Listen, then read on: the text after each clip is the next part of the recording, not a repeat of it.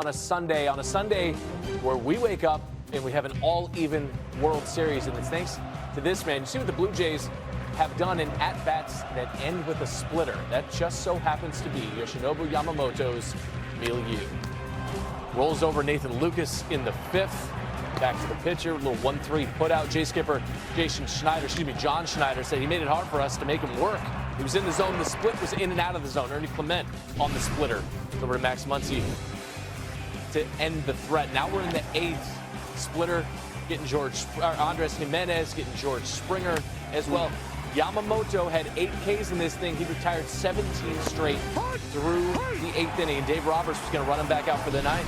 So when he starts the game, he expects to finish it. So in that 9th, Dalton Varsho was a problem in game 1. Dalton Varsho, not a problem here. It's too high. It's too high. It doesn't have the legs. Yamamoto, complete game 2 win. And when last we saw him, it was game 2 in the NLCS.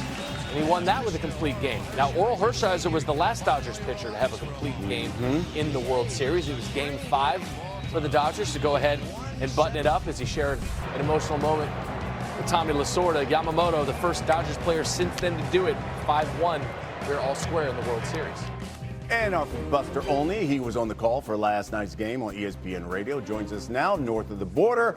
Okay, Bus. I mean, Yamamoto threw his second complete game of the postseason, as you just saw the video there, bringing us shades of Oral Hershiser in '88. What stood out to you about his performance last night?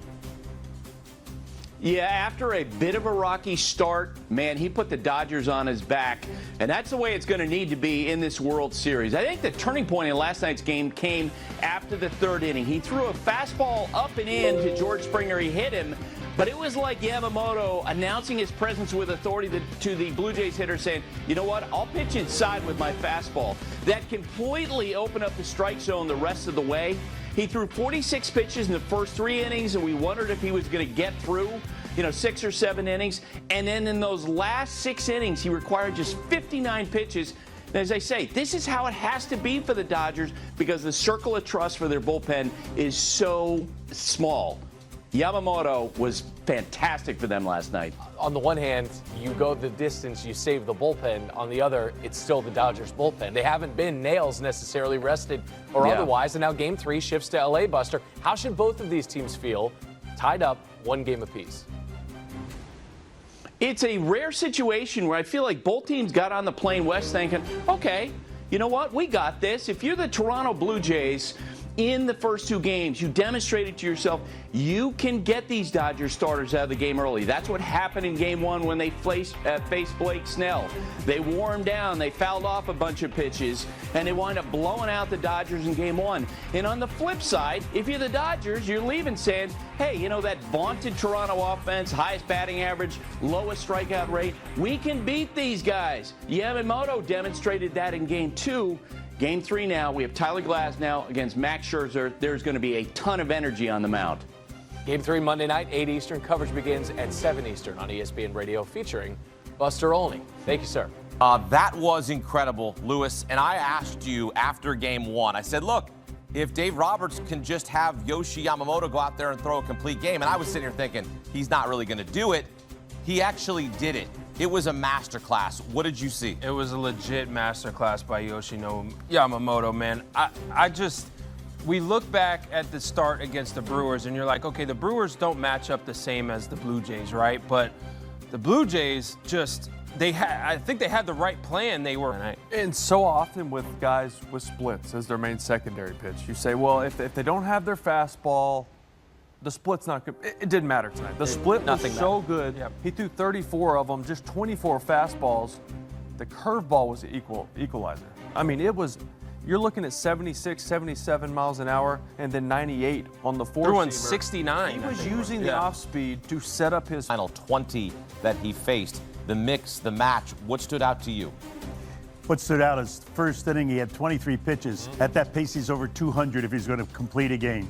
He was at 100. He cut everything out. He cut all of the nonsense out of throwing balls. He started throwing strikes and used the Blue Jays' strength against them. You want to make contact? Make contact with this one, and then how about this one? And I have another one. And there was no solid contact after the first inning, except for Kirk's line drive in the last inning. So he was special. He's getting paid $300 million. Yep, He came over here because he was one of the best in the world, and he's continuing to prove that. He was absolutely amazing. I mean, just an absolute gem. When you go complete game in this day and age of baseball, I can't say how special this is. I mean, this is special. When you are able to go and watch a guy do what he just did. And Will, we talked before the game about he had never faced the Blue Jays. So certainly the advantage to Yamamoto because he could go out there and dictate the game plan. And you heard what Bobby said after that first inning where he threw 23 pitches, he settled in, and it was as if he was in cruise control. Well, fifth inning, 6 pitches. Sixth inning,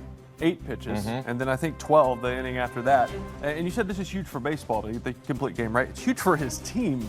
Huge. Because their Achilles heel is their bullpen. Right. That is how they lose games. But not if you cover it up. And they did that against the Brewers, did it again tonight. Now you have an off day. Everybody's even more fresh after they travel out west and get ready for Game 3. Yeah, that bullpen is on the plane. Was on the plane at in the 7th inning. They didn't have to show up. Yeah, they didn't need to show up tonight. I mean, again, we talk about him throwing strikes, but it was efficient strikes. It was strikes on the corners. It was pitching to Vladdy's weaknesses inside. He missed. Well, we'll give credit to Vladdy on that 113 mile-an-hour ball he hit off the wall, but he was throwing everything efficiently. He read swing. Him and Will Smith are in sync, and that's another thing.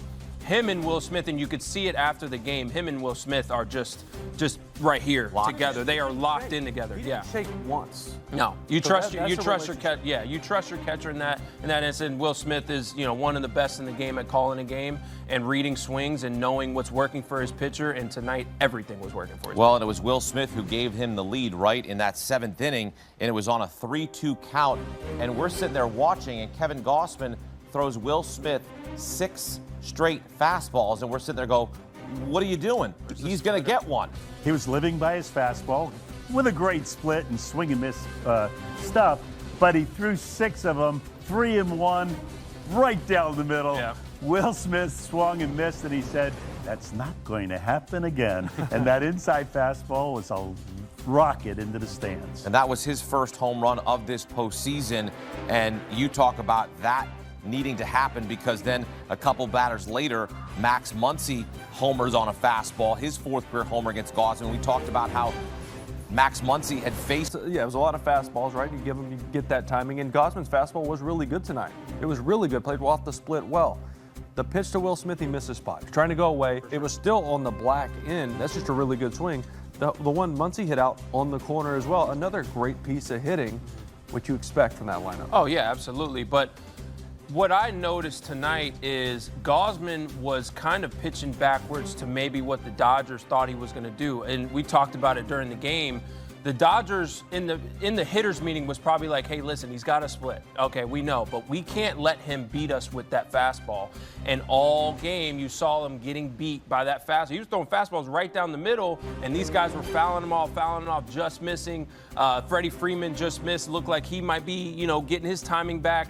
But we were talking about it during the game. In the back of your mind, you have a plan as a team, but in the back of your mind, you're like, man, he still got that split. He still has that split finger no matter what. Your subconscious is like, man, you still got that split finger, and that's why you're a little late on that fastball. But he finally left one middle to Max Muncy and Will Smith, and they got him. What was cool, Lewis, that you and Will were saying, hey, they've got to hit his fastball. They're not going to hit his split. And then Dave Roberts comes out in between innings and says, a little disappointed in our guys. They're behind the fastball. They're not on the fastball. Yep. Next thing you knew, they came out hitting the fastball in the 6th inning, and Katie Barton. Well, in pregame, we talked about Gossman threw more splits than any starter in baseball, 43%. He was 29% today. He was 49% fastballs. He was so fastball heavy, but he talk about reading swings. He's like, they're not catching up to my 94 because they're looking for the split, as they should. Yep. As they should. But any good split finger pitcher will tell you, I want them to hunt my splitter because rarely is it a good pitch to hit. Well, usually they're not catching up on a fastball yet. Right, yet. Throw them enough. Those 6 in a row. Especially this lineup. In game 1, they struck out 4 times. Here in game 2, they strike out 8 times, all from Yamamoto in the complete game as we go full circle. Look, this is something that we haven't seen in some 24 years. Kurt Schilling, the last to throw complete games in back-to-back postseason starts. Orel Hershiser was the last Dodger to do it in 1998 to go back-to-back postseason complete games. When you look at this as a whole, and you said it was huge for his team, what does that mean now that you are 1-1 heading back to L.A.? Well, I mean, it's huge. We said it pregame. This felt like a must-win. Yeah. The numbers back up the fact that you go down 2-0. You don't win the series regardless if you're going home or not. So this is huge. They took all the momentum back. It woke their offense up. It kept the bullpen out of the game. And whatever guys they did want to rest, they got to rest. and I love that he went back-to-back complete games. You played in Japan. You obviously spent a lot of time in Japan. That's the culture there. Yep. They'll go 130, 140 pitches because they're built up that way. It's not the 100-pitch mark, which is the imaginary mark number here. Yeah, right. It's a scary number over here. But he had another 40 pitches in him. For sure. He was still dialed in the ninth, throwing exactly where he wanted to throw it. Yeah. And and over there, we talk about Japan, Bobby, they hate walking guys. They hate throwing balls. They take pride in having control of every single pitch in their arsenal. Guys have every guy, it seemed like, had 7 pitches, and he has 6, 7 pitches tonight. He takes pride in making sure that he has control of all those pitches, throwing them where he wants to, and making sure you're not walking anybody. Both guys didn't have any walks tonight, but Yamamoto was lit tonight. That one crazy other thought of Japanese pitching, they always have one pitch that they'll throw on 3 and 2. Yep. Because that's the pitch of reckoning. Something has to happen. It's 3 and 2. Yep. And Yamamoto broke out that slow curveball 3 times. Oh, what are we going to do with and this? froze, guys. Nothing. Well, the command of that pitch. Unbelievable. It breaks 3-2. 6 inches more than the average curveball in Major League. I mean, you could see it, 76, 77, starting way above the zone, finishing below. How do you time that up when you have to be ready for 98? It's just filthy. Well, it was a reckoning because the Dodgers did not want to go down 0-2. Now they head home tied at 1 game apiece, thanks to Yoshi Yamamoto, who was masterful. More than just 11 pitches per inning when you break it down. He finishes with 105. A complete game, 4 hits, 1 run, no walks, 8 strikeouts. As you take a look at the complete games in World Series history since 2000, the last coming courtesy of Johnny Cueto with the Reds. Yoshi Yamamoto putting on a clinic in Game 2 of the World Series to even it up at 1 game apiece. Back here with the boys, Bobby V, Will Middlebrooks, and Lewis Brinson as we look ahead to Game 3 of the World Series, shifting to L.A., where, Will, I will mention that the Dodgers have won 3 straight home games in the World Series. So you're going into Dodger Stadium, you're feeling good, you're back on the flight, you're tied 1-1. What is your mindset? Well, home field advantage is real. For sure. All right? Especially in Dodger Stadium. That place, you had that extra deck, that 5th deck. These young players who don't have a ton of experience in the postseason go there. I know they have George Springer to lean on, but there's a lot of guys on that team that haven't played in those big games in a stadium like that.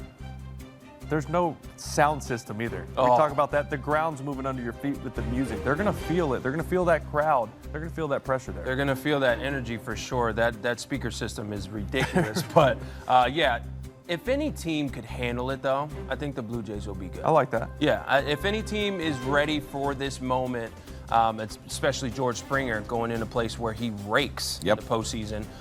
So if any team could handle the pressure and handle the energy and the bright lights and the big stage of Chavez Ravine, it's definitely the Blue Jays, and I think they'll be ready. And I think they're going to match up well against Tyler Glasnow. Bobby, how good are you feeling right now if you're the manager of the Dodgers? If you're Dave Roberts and you're getting back on the flight and you just realize that, you know, your mistake in Game 1 of going to Emmett Sheehan, maybe that wasn't the right decision, and now you roll out Yamamoto in Game 2. You don't have to go to your bullpen. He says, sit back, Skip, I got you.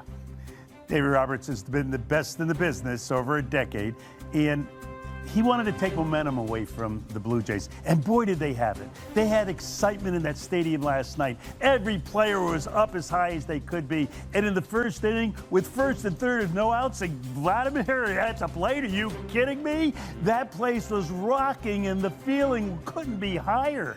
And then the air was let out of the balloon.